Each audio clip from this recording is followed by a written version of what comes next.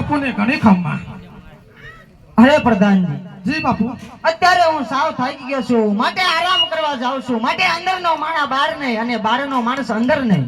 બહુ સારું મારા બાપુ. બાપુ ઉભા રહેજો.